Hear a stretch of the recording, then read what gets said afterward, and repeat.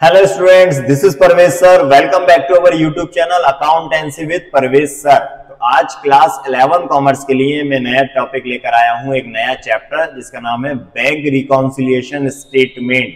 Most important topic है for class 11 commerce. Bank reconciliation statement क्या concept है इसके, क्या बेसिक है, आज हम इस क्लास में पढ़ने वाले हैं। तो आप लगातार जुड़े रहिए हमारे साथ। तो प्लीज जल्दी सब्सक्राइब कर दें अकाउंटेंसी विद परवेज सर, जिससे कि आपको लेटेस्ट वीडियो मिलते रहेंगे, और अपने सभी फ्रेंड्स में शेयर कर दें। बहुत अच्छा टॉपिक है बैंक रिकॉन्सिलिएशन स्टेटमेंट। थोड़ा सा कंसेप्ट टफ लगता है इसका, तो हम इसको इजी लैंग्वेज में पढ़ेंगे आज। चलिए तो करते हैं स्टार्ट। बैंक रिकॉन्सिलिएशन स्टेटमेंट आपने पढ़ा होगा, हो सकता है ऑफलाइन क्लास में पढ़ा हो, स्कूल्स में पढ़ा हो। कई अलग अलग तरीके से इसको पढ़ाया जाता है, कई सारे टीचर्स के अपने अलग अलग फंडे होते हैं। तो मैं इसको इजी लैंग्वेज में लेकर आया हूं। हो सकता है आपको बहुत जल्दी ये समझ में आ जाए। बैंक रिकॉन्सिलिएशन, कई सारे बच्चे 11 कॉमर्स के डरते हैं बैंक रिकॉन्सिलिएशन स्टेटमेंट से, क्योंकि बैंक से उनका इंट्रोडक्शन नहीं होता है। चलिए तो बैंक रिकॉन्सिलिएशन स्टेटमेंट होता क्या है, आज हम इसके बारे में बात करते हैं। देखिए, बैंक रिकॉन्सिलिएशन स्टेटमेंट का मतलब ये है कि आपने ये देखा होगा, हमने कैश बुक चैप्टर में हमने कैश बुक बनाई है, कई तरह की कैश बुक बनाई। हमने simple column cash book, double column cash book, 3 column cash book. उन कैश बुक में हम क्या करते थे, जो भी कैश हमारे पास आता था उसकी एंट्री करते थे, और जो भी कैश हमारे पास से जाता था उसकी एंट्री करते थे। ठीक है, जब भी हमारे पास कोई कैश आता है बैंक के, अगर हम बैंक की बात करें कि जब भी कोई कैश हमारे पास है, अगर हमने उसको बैंक में डिपॉजिट कराया तो हम उसको कैश बुक में अपने लिख लेते थे कि कैश डिपॉजिटेड इनटू बैंक, उसकी एंट्री कर देते थे। ठीक है, या कोई चेक हमें मिलता था, कोई चेक रिसीव होता है, तो उस चेक को हम क्या करते हैं, बैंक में डिपॉजिट करते हैं।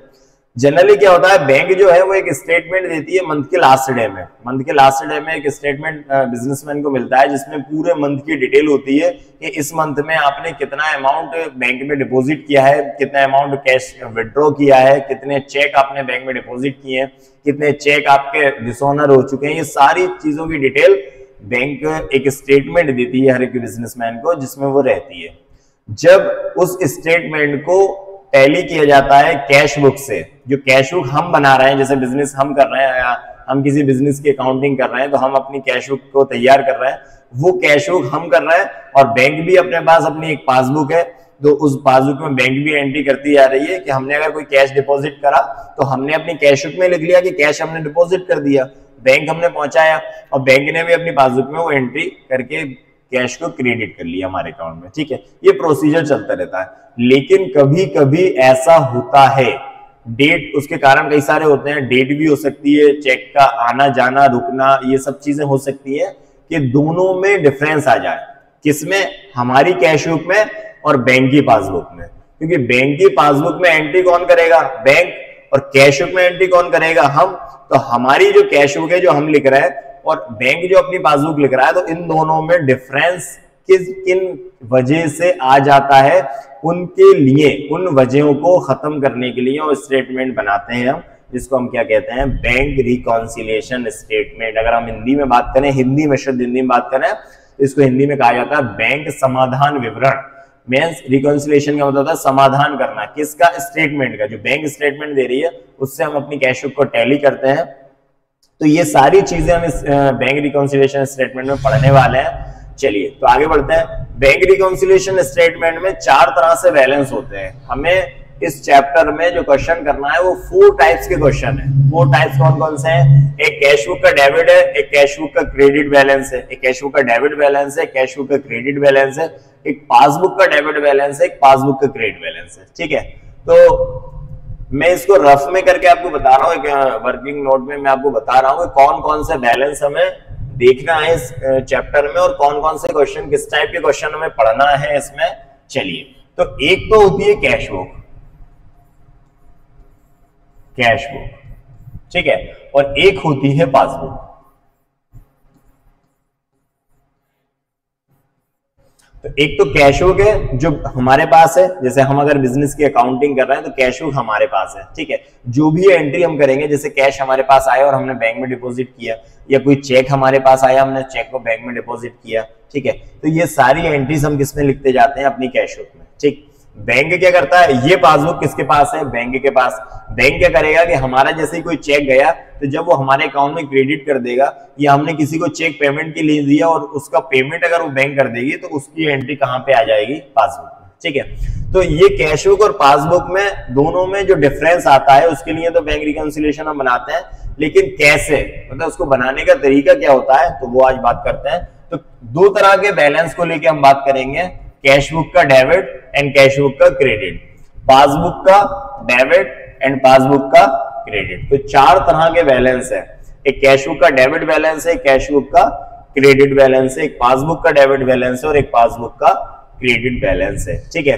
अब देखिए कैसे क्वेश्चन करते हैं, जैसे हमें क्वेश्चन करने की बात है तो हम कैसे करना है, कैश बुक का डेबिट बैलेंस होता क्या है, कैश बुक का क्रेडिट बैलेंस क्या होता है। तो देखिए जब भी हम किसी बिजनेस की अकाउंटिंग कर रहे हैं और जिस बिजनेसमैन की हम अकाउंटिंग कर रहे हैं उसके बिजनेस की, अगर उसका अकाउंट में पैसा जमा है, जैसे अगर हमारा पैसा बैंक में जमा है, हम अपनी बात कर लेते हैं कि हम अपने ही अकाउंट्स बना रहे हैं, अगर हमारा पैसा बैंक में जमा है तो इसका मतलब होगा बैंक का डेबिट बैलेंस।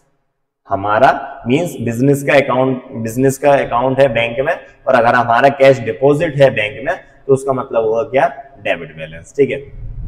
कैश बुक का क्रेडिट बैलेंस का मींस होता है ओवरड्राफ्ट। ओवरड्राफ्ट का मीनिंग क्या है, ओवरड्राफ्ट का मतलब ये है कि हमारा अमाउंट कैश जो है वो बैंक में डिपॉजिट नहीं है, उल्टा हमने बैंक से ओवरड्राफ्ट ले रखा है। ये ओवरड्राफ्ट की फैसिलिटी क्या होती है, कई जो बैंक होती हैं वो कई सारे कस्टमर्स को अपने ओवरड्राफ्ट की फैसिलिटी प्रोवाइड करती है। ये ओवरड्राफ्ट की फैसिलिटी का मीन्स ये होता है कि अगर बाय चांस कभी हमारे अकाउंट में पैसा नहीं है और हमने ओवरड्राफ्ट की फैसिलिटी ले रखी है, तो हमारा कोई भी अमाउंट या चेक रुकेगा नहीं। जैसे हमने किसी कस्टमर को चेक दिया, बाय चांस हमने किसी अमाउंट का चेक दिया और वो चेक लेकर बैंक पहुंचा कस्टमर, अब वहां पे पता चला कि हमने 2 लाख रुपए का चेक दिया और हमारे अकाउंट में 1.5 लाख रुपए ही थे, तो क्या होगा, वो चेक बाउंस हो जाएगा। तो अगर हमने ओवरड्राफ्ट की फैसिलिटी ले रखी है तो बैंक क्या करेगी, उस चेक का पेमेंट कर देगी, और जो जितना ओवरड्राफ्ट है उसकी भी एक लिमिट होती है, हर एक बिजनेसमैन की अलग अलग लिमिट है बैंक में। तो ओवरड्राफ्ट की एक लिमिट रहती है, जितनी चाहे, जैसे अगर बैंक चाहे तो जितनी भी ओवरड्राफ्ट की लिमिट दे सकता है, उसके बदले में सिक्योरिटी होती है बैंक के पास, मोर्टगेज, ठीक है ना। तो हम ओवरड्राफ्ट पे ये बात कर रहे हैं कि कैश का जो क्रेडिट बैलेंस है, कैश का जो क्रेडिट बैलेंस है वो ओवरड्राफ्ट कहलाता है। इसका मतलब होता है कि हम जिसकी बुक बना रहे हैं, हमारी अगर हम बुक बना रहे हैं तो हमारा पैसा बैंक में जमा नहीं है, उल्टा बैंक से हमने क्या कर रखा, ओवरड्राफ्ट ले रखा है, ठीक है। पासबुक का डेबिट और पासबुक का क्रेडिट का मीन होता है, पासबुक इसमें अपोजिट होता है, मींस पासबुक का अगर डेबिट बैलेंस है तो इसका मीनिंग है कि हमारा बैंक में ओवरड्राफ्ट है, बैंक से हमने ओवरड्राफ्ट कर रखा है। और अगर पासबुक का क्रेडिट बैलेंस है, इसका मतलब हुआ कि हमारा जो पैसा है वो बैंक में जमा है। ये 4 तरह के क्वेश्चन हमें इस चैप्टर में पढ़ना है, कैश बुक का डेबिट वाला और कैश बुक का क्रेडिट वाले, पासबुक का डेबिट एंड पासबुक का क्रेडिट, ठीक है ना। इस 4 टाइप के क्वेश्चन पढ़ेंगे। अब हम क्वेश्चन में पढ़ेंगे क्या, मतलब क्या करना है हमें, तो हमें सीधी सिंपल सी बात है कि इन दोनों में, कैश बुक एंड पासबुक, इन दोनों में किन किन वजह से डिफरेंस आए, उन वजह को खत्म करना है। जैसे इसके कई सारे रीजंस है, 2-3 तो मैं बता ही देता हूं आपको, बाकी मैं आपको पूरा चार्ट बता देता हूं, उस चार्ट को आप अच्छे से रीड कर लेना। देखिए क्या होता है कि जैसे हमें कोई चेक रिसीव हुआ, ठीक है, और हमने उसको बैंक में डिपॉजिट किया, कोई चेक हमें मिला, कोई कस्टमर से हमें चेक मिला बिजनेस में, और हमने उसको बैंक में जमा कर दिया, डिपॉजिट कर दिया बैंक में, ठीक है। अब बैंक क्या करेगी, जैसे आज हमने बैंक में डिपॉजिट करा, आज 31 अक्टूबर है, फॉर एग्जांपल आज 31 अक्टूबर, आज हमने मॉर्निंग में चेक जमा किया और बैंक ने हमें स्टेटमेंट जो दिया वो 31 अक्टूबर को देगी, मंथ के लास्ट डे, तो बैंक ने हमें इवनिंग में या नून में हमें उसी दिन एक स्टेटमेंट दे दिया हमारा कि इस मंथ में क्या क्या हुआ। अब हमने जैसे ही मॉर्निंग में वो चेक जब जमा करने भेजा, डिपॉजिट करने भेजा, तो हमने अपनी कैश बुक में क्या लिख लिया कि हमारा जो चेक है वो बैंक में डिपॉजिट हो गया, तो हमने अपनी कैश बुक में उतने रुपए से कैश बुक को प्लस कर लिया। यही करेंगे ना, जैसे कोई का फॉर एग्जाम्पल 1 लाख रुपए का चेक आया हमें, उस चेक को हमने बैंक में डिपॉजिट कर दिया, तो हम क्या करेंगे कि हमारे अकाउंट में 1 लाख रुपए प्लस हो गए, जनरली यही करते हैं। लेकिन हमने 31 अक्टूबर को जमा किया, बैंक में डिपॉजिट किया, और वो चेक जो है वो 31 अक्टूबर को बैंक में डिपॉजिट नहीं हुआ, बैंक में डिपॉजिट हुआ पता चला 3 अप्रैल को। अब बैंक ने स्टेटमेंट भेजा हमें 31 अक्टूबर को, अब हम टैली करना है कि हमारा जो कैश बुक का बैलेंस है वो पासबुक के बैलेंस से टैली नहीं हो रहा, जो स्टेटमेंट बैंक ने हमें दिया उससे हम जब टैली कर रहे थे तो कैश बुक का जो स्टेटमेंट रहा वो पासबुक के स्टेटमेंट से टैली नहीं हो रहा। तो उसकी वजह जब हम पता करेंगे तो बैंक के स्टेटमेंट में हमें वो चेक की एंट्री नहीं मिलेगी, दैट मीन्स वो चेक हमारे अकाउंट में क्रेडिट नहीं हुआ। तो अब क्या होगा, जब हम पता करेंगे तो ये पता चला बाद में कि वो जो चेक था वो 3 अप्रैल को बैंक में डिपॉजिट हुआ, 3 अप्रैल को, जबकि हमने जमा किया था कब, 31 अक्टूबर को। इसका मीन्स ये हुआ कि हमारी कैश बुक और पासबुक में दोनों में डिफरेंस आ गया। ठीक है, तो एक चीज तो ये है कि आपको करना क्या है, एक तो कई सारे डिफरेंसेस आ जाते हैं, जैसे इस तरह का डिफरेंस आ गया, या दूसरे एक एग्जांपल है कि कोई कस्टमर है हमारा, वो सीधा हमारे डायरेक्ट बैंक पहुंचा और हमारे अकाउंट में कैश डिपॉजिट करा दिया। कई सारे कस्टमर ऐसे होते हैं जिनको हमने हमारा बैंक अकाउंट प्रोवाइड कराया होता है, वो बैंक गया डायरेक्ट उसने डिपॉजिट कर दिया और हमें पता नहीं चला इसका, या हमने अपनी कैश बुक में उसकी एंट्री नहीं कर पाई। तो क्या होगा, बैंक की पासबुक प्लस हो जाएगी, कस्टमर ने हमारे अकाउंट में पैसा जमा करा दिया तो हमारा अकाउंट तो बढ़ गया, प्लस हो गया, लेकिन हमें पता नहीं चला और हमने अपनी कैश बुक को नहीं बढ़ाया। तो एक रीजन ये भी हो सकता है, या एक रीजन ये है कि हमने किसी को पेमेंट देना था, किसी कस्टमर को पेमेंट देना था और हमने उसको चेक दे दिया अपना, और हमने जब चेक दिया तो हमने क्या किया, अपनी कैश बुक को उतने अमाउंट से प्लस कर दिया। हमने अपनी कैश बुक को क्या करा, उतने अमाउंट से, सॉरी प्लस गलत बोल दिया मैंने, हमने किसी कस्टमर को चेक दिया पेमेंट के लिए, तो हम क्या करेंगे, अपनी कैश बुक को उतने अमाउंट से माइनस कर देंगे। ठीक है ना, उतने अमाउंट से हमने माइनस कर दिया। क्यों, क्योंकि जो हमने चेक उस कस्टमर को दिया है तो वो बैंक जाएगा और वो अमाउंट ले लेगा बैंक से, तो हमारे अकाउंट से उतना कैश कम हो जाएगा, तो हमने अपनी कैश बुक को क्या कर दिया, माइनस कर दिया। अब लेकिन वो कस्टमर जो था, जैसे आज हम 31 अक्टूबर है, आज हमने चेक दिया, लेकिन वो कस्टमर वो चेक को लेकर बैंक ही नहीं पहुंचा, वो बैंक पहुंचा 5 दिन बाद। अब बैंक का स्टेटमेंट आया 31 अक्टूबर को, हम अपनी कैश बुक को माइनस करके बैठे हैं और बैंक ने हमारे जो चेक था वो उसकी एंट्री नहीं है बैंक में, तो हमारी जो बैंक की पासबुक का बैलेंस है वो बढ़ रहा है और कैश बुक का बैलेंस कम हो रहा है, तो दोनों में डिफरेंस आ गया। ऐसे कई सारे डिफरेंसेस है जो हम इस चैप्टर में पढ़ेंगे, जिनके क्वेश्चन हमें करना है। आप एक बात याद रखना, जो मैंने ये क्वेश्चन का बैलेंस बताया कि 4 टाइप्स के बैलेंस रहेंगे, कैश बुक का डेबिट बैलेंस रहेगा, कैश बुक का क्रेडिट बैलेंस रहेगा, पासबुक का डेबिट रहेगा और पासबुक का क्रेडिट रहेगा। ये याद रखना है आपको कि अगर कैश बुक का डेबिट बैलेंस है, दैट मींस हमारा पैसा बैंक में डिपॉजिट है, और अगर कैश बुक का क्रेडिट बैलेंस है, दैट मींस ओवरड्राफ्ट है, हमारा पैसा बैंक में जमा नहीं है, उल्टा हमने बैंक से विड्रॉ कर रखा है। ठीक है, पासबुक में इसका अपोजिट चलेगा, अगर पासबुक का डेबिट बैलेंस है, दैट मींस हमने बैंक से ओवरड्राफ्ट ले रखा है। ठीक है, हमारा अमाउंट बैंक में डिपॉजिट नहीं है, और अगर पासबुक का क्रेडिट बैलेंस है, दैट मींस हमने बैंक में, हमारा पैसा बैंक में डिपॉजिट है। इस 4 टाइप के क्वेश्चन हमें इस चैप्टर में पढ़ना है। ठीक है, अब इसका चार्ट देख लेते हैं। चलिए, बैंक रिकंसिलिएशन स्टेटमेंट को प्रिपेयर करने का ये एक पूरा चार्ट है, इस चार्ट को बहुत अच्छे से आप रीड कर लेना। ठीक है ना, वैसे याद बहुत मुश्किल में होता है ये, इसका आप स्क्रीनशॉट ले लेना, इसके नोट कर लेना। चार्ट को याद बहुत ज्यादा जरूरत नहीं है कि आप चार्ट याद करें, इसकी मैं शॉर्ट ट्रिक बता दूंगा आपको कि कैसे आपको क्वेश्चन सॉल्व करना है, लेकिन ये चार्ट मैंने इसलिए दिया है कि जिससे कि आप ये पढ़ लें कि कौन कौन सी किस किस टाइप की एंट्री आएंगी हमें क्वेश्चंस में, तो वो किस किस टाइप की एंट्री, ये सभी चार्ट में दे रखी है। मैं एक बार सभी को पढ़कर आपको बता देता हूँ। देखिए, यहाँ पर मैंने जो चार्ट आपको बना के दिया है, सीरियल नंबर है, इसमें आइटम से कौन कौन सी एंट्रीज होती है, जनरली सभी एंट्रीज कवर है इसमें।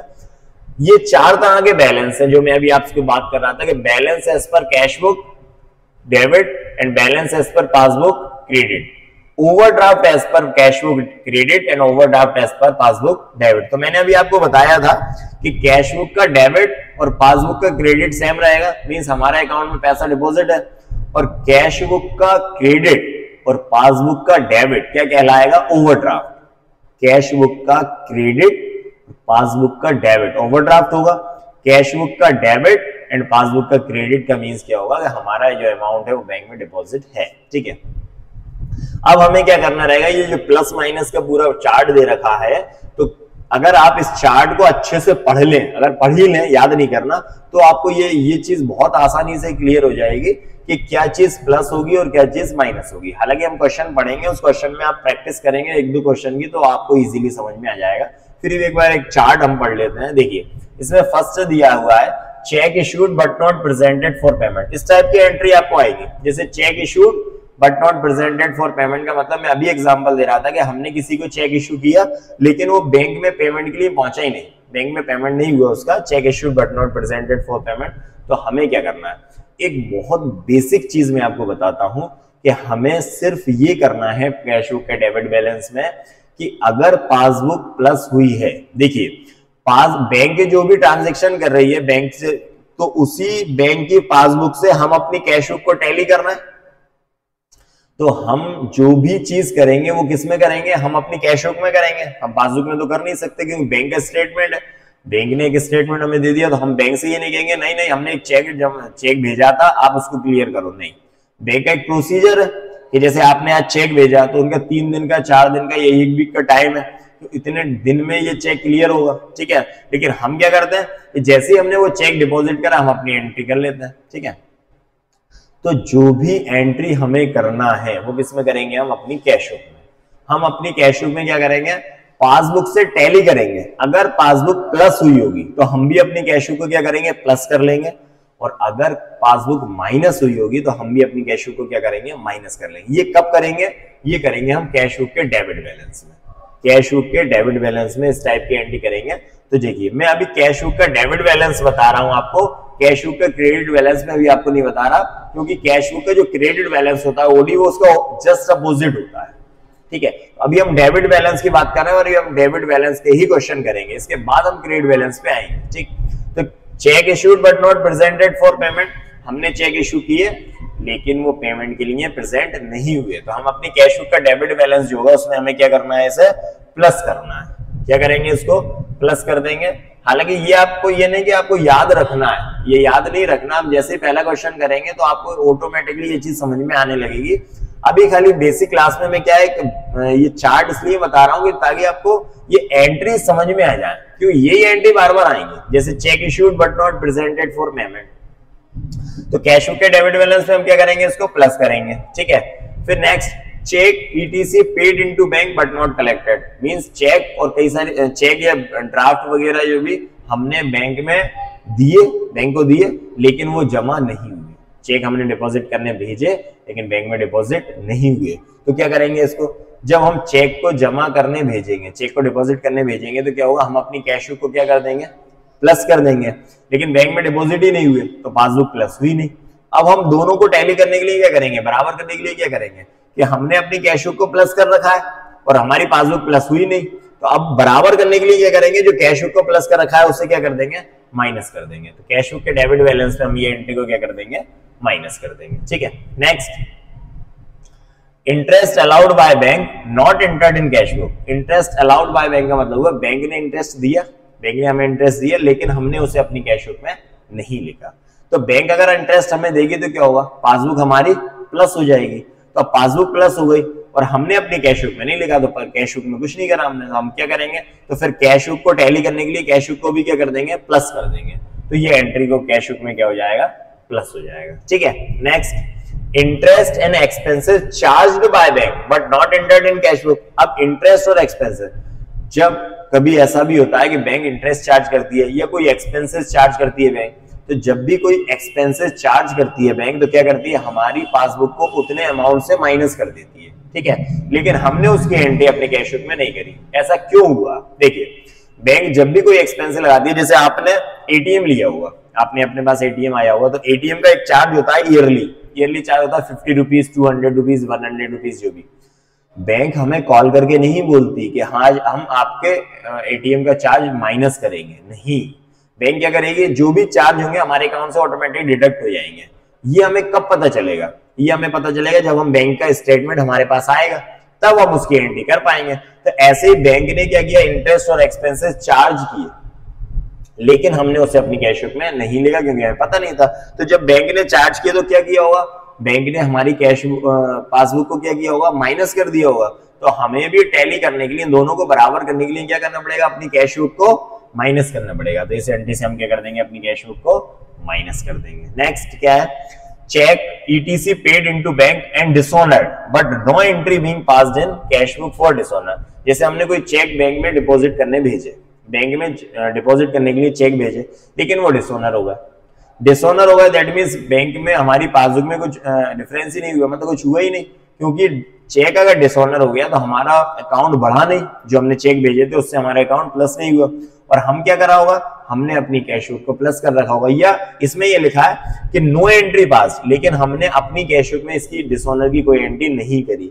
तो अब बैंक में डिसऑनर हो गया, क्या हमारा चेक, तो क्या हुआ होगा, बैंक से हमारी पासबुक क्या हो गई कम, तो पासबुक अगर कम हो गई तो हम भी अपनी कैश बुक को क्या कर देंगे, कम कर देंगे, मतलब माइनस कर देंगे। ठीक है, अच्छा एक एंट्री छूट गई इसके बीच में, एक एंट्री है cheque ETC paid into bank but omitted to be entered in cash book, sorry ये एंट्री 5th नंबर की एंट्री छूट गई, चेक पेड इनटू बैंक, इसका मतलब हुआ हमने चेक बैंक में जमा किए लेकिन कैश बुक में लिखना रह गया। ऐसा भी होता है, जैसे कोई चेक हमें आया और हमने उसे बैंक में डिपॉजिट करने भेज दिया लेकिन अपनी कैश बुक में लिखना ही भूल गए, तो चेक हमने बैंक में जमा करने भेज दिया तो वहां बैंक में डिपॉजिट हो गया, तो पासबुक प्लस हो गई और हमने अपनी कैश बुक में नहीं लिखा, तो कैश बुक कुछ करा नहीं, तो अब टैली करने के लिए क्या करेंगे, अपनी कैश बुक को भी क्या कर देंगे, प्लस कर देंगे, तो ये 5th एंट्री से क्या हो जाएगी, कैश बुक प्लस हो जाएगी। ठीक है, next 7, cheque issued and payment received by the payee but the issue of cheque being omitted to be entered in cash book, हमने किसी कस्टमर को चेक दिए, किसी को अमाउंट देना था तो हमने उसको चेक दे दिया, वो चेक दिया और उसका पेमेंट भी हो गया, उस कस्टमर ने बैंक से पेमेंट भी रिसीव कर लिया लेकिन उसे हमें अपनी कैश बुक में लिखना भूल गए, तो कैश बुक में नहीं लिखा और बैंक से उसने पेमेंट ले लिया, तो पासबुक क्या हो गई, माइनस, पासबुक माइनस हो गई, हमने चेक दिया और वो कस्टमर को दिया और कस्टमर बैंक गया और उसने पेमेंट ले लिया, पासबुक से क्या हुआ, वो अमाउंट कम हो गया, अब पासबुक कम हो गई और कैश बुक कम नहीं हुई, तो बराबर करने के लिए क्या करेंगे, हम अपनी कैश बुक को माइनस कर लेंगे, तो इस एंट्री में हम क्या करेंगे, कैश बुक को माइनस कर देंगे। ठीक है, next, direct collection made by bank not entered in cash book, अब कई सारे पेमेंट होते हैं, जैसे हमने कई कंपनी में इन्वेस्टमेंट कर रखा है, वहां से डिविडेंड कलेक्ट हुआ, या कहीं से इन्वेस्टमेंट करा तो इंटरेस्ट कलेक्ट हुआ, तो कई सारे कलेक्शन जो डायरेक्ट बैंक में डिपॉजिट हो जाते हैं उसकी एंट्री हम नहीं कर पाते, हमें पता नहीं चल पाता, इसमें लिखा है कि direct collection made by bank, direct bank ने कलेक्शन लिया लेकिन उसकी एंट्री हमने नहीं की, अब डायरेक्ट कलेक्शन हो गया तो हमारी पासबुक क्या हो गई होगी, प्लस, अब पासबुक प्लस हो गई और हमें बराबर करने के लिए क्या करना पड़ेगा, अपनी कैश बुक को प्लस करना पड़ेगा, तो हम भी क्या कर देंगे, अपनी कैश बुक को प्लस कर देंगे। ठीक है, next, cheque ETC entered in debit side of the cash book but not sent to bank, cheque हमने अपनी कैश बुक के डेबिट साइड में लिख दिया, मतलब हमने ये मान लिया कि चेक हमने बैंक में डिपॉजिट कर दिए लेकिन उसको बैंक भेजना ही भूल गए, but not sent to bank, लेकिन उसको बैंक सेंड ही नहीं करा, भेजे ही नहीं, अब हमने अपनी कैश बुक में लिख रखा है, डेबिट कर दिया कि हाँ चेक, हमने चेक बैंक में जमा कर दिया लेकिन वो चेक बैंक में जमा करना भूल गए, क्या होगा, बैंक की पासबुक में तो कुछ होगा नहीं और हम अपनी कैश बुक को क्या करा, प्लस करके बैठेंगे कि चेक हमने जमा करने भेजे लेकिन भेजना भूल गए, लिख दिया तो पासबुक प्लस हो गई, अब बराबर करने के लिए क्या करेंगे, हम पासबुक तो प्लस हुई नहीं, तो बराबर करने के लिए अपनी कैश बुक को क्या करेंगे, माइनस कर देंगे, तो हम कैश बुक को अपनी माइनस कर देंगे। ठीक है, next, direct payment from bank no entered in cash book, जैसे डायरेक्ट पेमेंट का होता है, बैंक कई सारे पेमेंट हमारे बिहाफ पर कर देती है, जैसे हमने बोला कि इंश्योरेंस प्रीमियम आप पे करेंगे, आप पे कर देंगे हमारे अकाउंट से, या किसी और चीज की प्रीमियम है, या इंश्योरेंस और किसी चीज का है, तो बैंक अगर कोई पेमेंट हमारी तरफ से कर देती है, हमारे बिहाफ पर कर देती है कि हमने ऐसा परमिट करा था और उसकी एंट्री हमने नहीं करी, इसका मतलब क्या होगा कि डायरेक्ट पेमेंट अगर हम बैंक कर देगी और उसकी एंट्री हमें नहीं हो तो हमारी पासबुक क्या होगी, कम हो जाएगी, बैंक अगर पेमेंट कर रही है तो हमारी पासबुक से अमाउंट से कम हो जाएगा, दैट मींस पासबुक कम हो गई, तो हमें भी बराबर करने के लिए क्या करना पड़ेगा, अपनी कैश बुक को माइनस करना पड़ेगा, तो हम क्या कर देंगे, माइनस कर देंगे। ठीक है, next 11, cheque issued and dishonoured but no entry being passed in cash book for dishonour, cheque issue, जैसे हमने चेक इशू किए और वो क्या हो गया, डिसऑनर हो गया, चेक इशू किया डिसऑनर, लेकिन उसकी एंट्री हमने कैश बुक में नहीं करी, तो चेक इशू करे तो और वो डिसऑनर हो गया, तो हमने अपनी कैश बुक को क्या किया होगा, जब हमने चेक इशू किए तो हमने अपनी कैश बुक को माइनस कर दिया होगा। चेक इशू करने का मतलब क्या है कि अगर हमें किसी को पेमेंट देना है तो हमने उसे चेक इशू कर दिया, अब वो हो गया डिसऑनर, तो बैंक की पासबुक से कुछ कम हुआ ही नहीं, बैंक की पासबुक से नहीं, और हम अपनी कैश बुक को माइनस करके बैठे क्योंकि हमने चेक इशू कर दिया था, तो अब क्या करेंगे, दोनों को टैली करने के लिए अपनी कैश बुक को क्या कर देंगे, प्लस कर देंगे, तो हमने प्लस कर दिया कैश बुक। ठीक है, next, any wrong entry in debit side of the passbook, कोई भी गलत एंट्री पासबुक में अगर डेबिट में हो गई, कोई भी एंट्री, जैसे पासबुक डेबिट होने का मतलब है अगर बैंक पासबुक में कोई चीज डेबिट कर रही है दैट मींस हमारी पासबुक कम हो रही है, और अगर पासबुक कोई चीज क्रेडिट कर रही है मतलब हमारी पासबुक बढ़ रही है। अगर कोई अमाउंट बैंक ने गलती से हमारे अकाउंट से डेबिट कर दिए, पासबुक में डेबिट कर दिए, तो पासबुक कम हो गई। तो फिर हमें भी बराबर करने के लिए, चूंकि टैली कर रहे हैं तो बराबर करने के लिए कैश बुक को क्या करना पड़ेगा, माइनस करना पड़ेगा। और ऐसी कोई एंट्री जो गलती से बैंक ने क्रेडिट कर दी हमारी पासबुक में, तो एक अमाउंट हमारी पासबुक का बढ़ जाएगा। अगर पासबुक का अमाउंट बढ़ जाएगा तो फिर हम भी क्या करेंगे, अपनी कैश बुक का अमाउंट को प्लस कर लेंगे, क्योंकि टैली करना है तो हम अपनी कैश बुक को क्या कर देंगे, प्लस कर देंगे। ये मेजर पॉइंट है, ये बार बार ये एंट्री आपको क्वेश्चन में आएंगी, इसलिए मैंने ये चार्ट बनाया है। तो इस चार्ट को हमने इसलिए रीड कर लिया, अभी रीड कराए खाली, आप इसको एक बार अच्छे से पढ़ लेना कि इसमें किस चीज में डेबिट होता है और किस चीज में। आप सिर्फ डेबिट बैलेंस पढ़ लेना, कैश बुक का डेबिट बैलेंस पढ़ लेना, क्योंकि क्रेडिट बैलेंस अपोजिट होता है, उसको मैं बाद में बताऊंगा आपको। अभी आप सिर्फ इन सब चीजों का डेबिट बैलेंस पढ़ लेना, ठीक है ना। तो बैंक रिकंसिलिएशन स्टेटमेंट में अभी तक की क्लास में आपको यह समझ में आ गया होगा कि हमें इस चैप्टर में करना क्या है। सिंपल सी चीज है, हमें बैंक की पासबुक से अपनी कैश बुक को टैली करना है। बैंक का जो स्टेटमेंट हमारे पास आया पासबुक का, उस स्टेटमेंट से हम अपनी कैश बुक को टैली करेंगे। अगर पासबुक प्लस हो गई होगी तो हम भी अपनी कैश बुक को प्लस कर लेंगे, और अगर पासबुक माइनस हो गई होगी तो हम भी अपनी कैश बुक को माइनस कर लेंगे। इसका मतलब ये हुआ कि हम इसका रिकंसाइल कैसे करेंगे कि पासबुक को बेस मानेंगे, पासबुक प्लस है तो कैश बुक को प्लस, पासबुक माइनस है तो कैश बुक को माइनस करेंगे, ठीक है। ये सब कब करेंगे, जब कैश बुक का डेबिट बैलेंस होगा, ठीक है। फिर इसके बाद में पासबुक का क्रेडिट बैलेंस, कैश बुक का क्रेडिट और कैश बुक क्रेडिट और पासबुक का डेबिट, ये मैं आपको बाद में एक्सप्लेन करूंगा। अभी आज तक की बेसिक क्लास के लिए सिर्फ इतना। आप इन सभी एंट्रीज को पढ़ लेना कि कैसे हमें बैंक रिकंसिलिएशन स्टेटमेंट पे क्वेश्चन करना है। आज का जो बेसिक हमने पढ़ा है, इससे हम डेबिट बैलेंस वाले सभी क्वेश्चंस कर लेंगे, और इसके बाद मैं आपको छोटी सी ट्रिक बताऊंगा जिससे कि आपको ये चार्ट पढ़ने की जरूरत क्रेडिट बैलेंस में नहीं पड़ेगी, ठीक है। चलिए, तो आज की ये क्लास जो बेसिक थी बैंक रिकंसिलिएशन स्टेटमेंट की, ये हुई। अब इसका मैं क्वेश्चन का एक फॉर्मेट आपको बता देता हूं।